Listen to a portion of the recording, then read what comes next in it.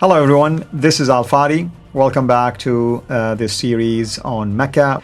And today we are going to build upon all of the arguments that we have been raising concerning the contradiction between the standard Islamic narrative and many of the findings or actual data when it comes to the geographical location or historical documentation and so on and so forth. Today is no exception. We're going to be talking about the Qibla, or the direction of prayers, something that our brother Dan Gibson brought into light years ago in a book that he published, and then later on, of course, we unpacked that in a series in and of itself, and we showed that this research that he has done is absolutely amazing. So it's going to be a quick review for you, but you can always go back and watch the entire series that we did about the Qibla. Welcome back, Jay. And please help our viewers, at least those who don't have an idea about what he did, what Dan did, what is the Qibla and why it's important. Now, the Qibla is the direction of prayer, as you well know, and it's what has been supported by the standard Islamic narrative as being directed towards Mecca, certainly during the time of Muhammad. Before, Muslims are not going to take a position on that, but what they will say is that the Qibla was standardized around 621 to 624, that time period, and you see it in the Qur'an in chapter 2, verse 149 and 150, where it doesn't say Mecca, it just says the Masjid al-Haram. Masjid al-Haram is attributed to Mecca. Masjid al-Haram, that would be the Kaaba. So they would say that this was redirected back from Jerusalem down to Mecca. Now, the standard Islamic narrative starts from the premise that the Qibla during the time of Muhammad's movement to Medina, when he went there in 622, was directed towards Jerusalem. And then because of the difficulties he had with the Jews, the Banu Qaynuqa, the family, the Banu Nadir, the Banu Qurayza family, they would not accept him as their authority. He then gets a new revelation from heaven to redirect the Qibla, and that's chapter 2, verse 149, 450, back to the original Qibla, which would be the Qibla of... The Quran just says Masjid al-Haram, but Muslims attribute that down to Mecca. So 624, let's put that date, 624. If that is the case, then any mosque built after 624, right, should be facing Mecca. Am I correct? Yep. Stands to reason. I mean, that's basically the whole idea behind it. In fact, we're saying every mosque, because what mosques existed before 624? There weren't any. Well, I mean, exactly. If there were mosques before, then why do we have an issue now with building a mosque to face a different direction? I mean, it's an admission that they were a different direction before that. Now, even if the argument that it was facing Jerusalem, as you hear, we don't have any support of this notion that the Quran was talking about changing from Jerusalem to Mecca verbatim. It was just talking about a change of direction. Yeah. So I would suggest that any mosque that we find today should be facing Mecca from 624 on. Dr. David King, who's the world authority on the Qibla, supposedly the world authority in the Qibla, was very clear that all the mosques he looked at... Hold on a minute. Did he look at any mosques? I think we just determined it was one mosque. It's not we determined. He admitted it. He only went to one mosque physically, the Samarkand mosque there in Uzbekistan. That was it. He didn't go to any other mosque but that. And here, yet he is the world authority on it.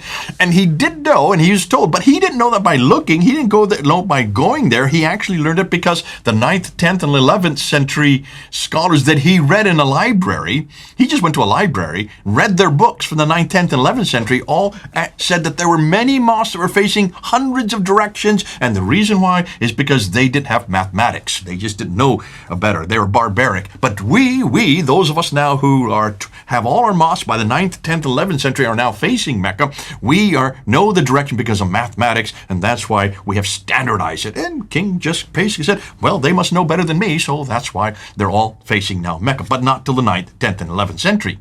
Right. Dan Gibson was not satisfied with that. He didn't like that. He didn't go to a library. He actually lived for 25 years in situ. He actually went to where the people lived. He went to where they built their mosque, and he went from mosque to mosque to mosque to mosque. 60 to 100 mosques he finally went to personally, and he kept on finding the same thing. They weren't facing hundreds of different directions. They were facing only 4 directions. Remember this? We did a whole series on this, didn't we? Yes. Only 4 directions. And if you look and see what those directions are, the first direction, let's go right into it. Well, the first one is right here. This is it. Petra. That was the first Qibla. And all of the mosques in the 7th century, so we're talking about the century that Muhammad lived, the century that Mecca existed. This is the century of Mecca. All the mosques should have been facing Mecca from 624. So this is the century where it was canonized in 624. So we're talking about for the 60 years, they should all been facing Mecca, right? That's right. But up until 706, every mosque is facing Petra. Petra's in Jordan. Petra is 600 miles further north. Not one mosque is facing Mecca at all in the 7th century. And then in 706, a new direction came up. This direction is called the in-between direction. Wasit, that's the word, right? Wasit is the first one. Right. Take a look right here. There's Wasit right here. That's the first one right there, built by Al-Hajjaj. In fact, he built all of these. These mosques are all attributed to him. These are the ones that he built. Now, what's fascinating, if you take a look and see where they're facing nothing. There's nothing there.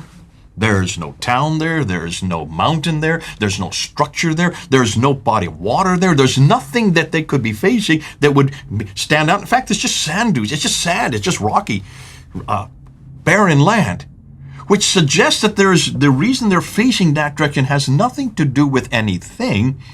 It has to do with a political statement. And so Gibson put that out there. He must be making a political statement. But what he noticed is the place that they're all directed, as they're all coming in here, the place that they're all directed is exactly halfway between Petra and Mecca. So that means Mecca, which suggests to me, Mecca was known then by 706. Mecca must have been known by 706 to have a direction that's exactly diametrically between these two.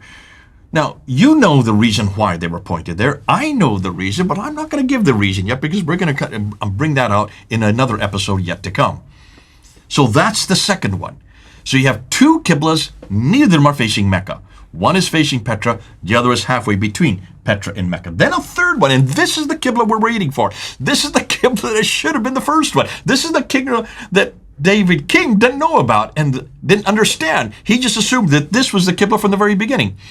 This is the Meccan Qibla, introduced there way over in Banbor. The first one we have is in Banbor in Pakistan. Well, that's hundreds of miles away. They can say, well, maybe thousands of miles away. And that's the very first one. 727 is a date for that mosque. 727. And you see just a very few of them are facing Mecca. What's fascinating is we're going to ask the question whether or not they were very accurate in their directions. Hold on to that question. Mm-hmm. There's still mosques that are still being built after 727 that are still facing Petra and still facing in between. But then a fourth Qibla is introduced. And this one is introduced in 732. And these are the ones in North Africa. Now take a look here. You can see there's North Africa. And also there's one in Cordoba, which is Andalusia. Today it's called Spain. And if you take a look at them, they're not facing Mecca. They're not facing Petra. They're facing a parallel line that would parallel the line between Petra and Mecca. And that's why these are all Dan Gibson's pictures, by the way. These are not my pictures. These are him. I'm using his pictures purposely. I've asked permission from him. He's given me permission. But I'm doing this to show the work that he has done and to give him full credit for this. God bless him for all that he's done. We're going to be actually working with him in the future, aren't we? In That's fact, right. Yep. He's asked for us to come and help them out for a whole new series. But back to this. Take a look at this. So this starts to be introduced in 732. So you're talking about roughly 5 years after the Meccan Qibla is introduced, then this Qibla. Obviously, either they did not know their direction or they were not very good at traveling, but these people could travel hundreds and thousands of miles. In fact, what we do know, these continue right up into the Umayyad dynasty. The Umayyads were going to Mecca. They were still going. It's not that they didn't know where Mecca was. They certainly knew if they could get there, and they can get there by camelback, they certainly knew exactly where Mecca was. So why is it that they continue all the way up until the 9th century? They're still building parallel mosques. This is long after Mecca now had been canonized as the Qibla. Obviously, this is another political statement. Again, longer, time and further geographical areas. Same theme. Far geographically, longer in time. Longer in time, far or geographically. Later in time, But in this case, this is because they have a problem with both Petra and Mecca. So let's look. Here's the review, and this is from his book as well. This part up here. If you look at his book, he says that all the Qiblas were facing towards Petra up until 706. There was a confusion for the next 100+ years. Actually, I would say it goes up to almost 200 years if you're talking about the 9th century. 17 are facing Petra. 8 are that in between that Al-Hajjaj instituted in 706. 10 are facing Mecca, which begins in 727. 6 are parallel, which continues right up until 866. The Qibla was not finalized towards Mecca until 876. After 8, that's the late 9th century. It takes up all the way to the late 9th century to finally have every mosque facing Mecca, which they are today. So all the mosques today are facing Mecca. Now, if you're talking about 876, that's 250 years too late if we start with Muhammad and 624 all the way up to there. But let's go back to David King's argument, because David King was very clear that the reason why they didn't face is because they just didn't know their mathematics. And it was only finally the Meccans who finally had the best mathematics. We now have the most accurate. The implication, and he said this very clearly, is that all those that came before the Meccan Qibla were off by huge degrees. Because until they had their mathematics correct, there's no way they could be accurate. Well, let's ask that question, and let's see if that is correct. Let's go back to Dan Gibson again. Go back to his book. Which Qiblas are the most accurate? Well, look up there. You can see 17 ones that are in Petra. They are 2.9 degrees of accuracy. If you take out, and here I just want to look at, take a look at this picture over here that I'm pointing you over here on the right. That's a picture looking down at all the trajectory lines from all the Qiblas, the 17 Qiblas. If you look at all those trajectory lines, those red lines coming in, and look at the circle that goes around Petra, that circle is 34 miles in diameter. Here you are hundreds of miles, thousands of miles, if you're going all the way from Sherman in Kerala. If you're going to what we call Canton today, Guangzhou is the Chinese name for it, way over in China, and you come in to look, you can see that all of them, except for these two here, are within 34 miles radius, thousands of miles away. Now, that's pretty accurate, wouldn't you say? I mean, absolutely. I mean, at least it's in the direction or the vicinity of that area. Absolutely. When we get to the between mosques, they are even more accurate. But then the between mosques are very much closer to that between point. Right. The Petran ones are much, much, much further away. So there's an awful lot more chance for them to be inaccurate. Fascinating, the between mosques are 0.98 degrees accurate. That's less than a degree off. The parallel mosque, there's 6 of them, they're 3.5 degrees accuracy, and that can be understood because they're much further away. They're over in North Africa and up in Cordoba in Andalusia. But the Meccan mosques, the 10 that he has found from this early time period that are facing Mecca, they're 4.78 degrees accurate. They're the least accurate. They're less accurate than either the Petra, the Mecca, the Petra, the between, or the parallel mosques. So the Meccan mosques are the worst. So this whole argument that mathematics actually helped them flies out the window. And Dan Gibson saying, no. You need, for heaven's sakes, look at the categories, but look at where they're facing, and then use GPS. If you use GPS, you can just pretty much throw this argument out and throw that and destroy it. And that's what David King never did. He didn't use any of this equipment. In fact, he derided it. He says, why are we using modern equipment to answer this question? Well, because you want to find the answer. The best way to find the answer is use what's best you have available at your disposition. And in this case, they had GPS availability. They had the Astro satellites that are put up there in space by Japanese Astro satellites that can find the direction and find a pinpoint that was within 25 feet. That's how accurate it is from space. And that's why he was able to come up with these type of figures, this type of material. And that's something that I don't think David King even today knows. He has no idea of what Dan Gibson has done. And we have to just thank Dan Gibson. 25 years working in the deserts, learning the languages, living amongst the Bedouins, and for heaven's sakes, doing what David King should have done, going to every one of these mosques. And basically asking the question that David King should have asked. And to hear David King go on and on about this guy doesn't have credentials, he didn't study under me, he doesn't have a degree, as if that makes much sense. What's the purpose of a degree if you're just going to sit in a library all your life? That's right. Why don't you actually go to these mosques? Why didn't he actually get these categories? Why didn't he look at the measurements? Why didn't he use modern Astro satellites? And why didn't he use GPS coordination? And why didn't he look at the curvature of the earth when he did his calculations to find out exactly where they're pointing? Because what Dan Gibson was able to do do, was what David King could not do. But then the question needs to be asked, so why in the world were none of these mosques facing Mecca? And why then, when they finally do face Mecca, are they so inaccurate? We're going to answer that, because this now comes into this whole paradigm of what Mecca became and what Mecca was. We're going to be answering that in yet an episode, so I don't want to steal the thunder from that. Amen. Back to you. Thank you so much. I think everyone now appreciated what we mean by Qibla and what we mean by the Qibla controversy, and this is what we unpacked in that particular series more in depth.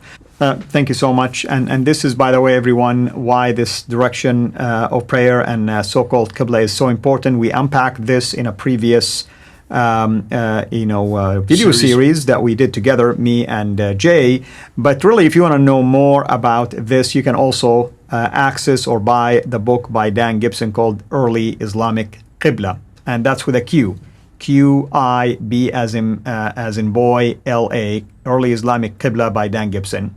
Brother, I guess next time we are going to talk now about some of the other theories about the trade route and the idea that Mecca was such an important commerce center that all the trade routes went through it.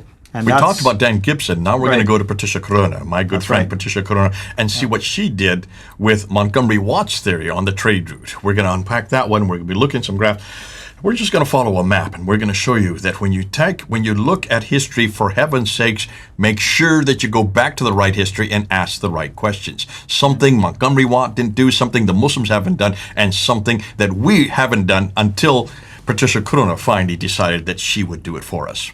That is true. Thank you so much. And everyone, hopefully you're enjoying this series. Until we meet again next time, this is Al Fadi.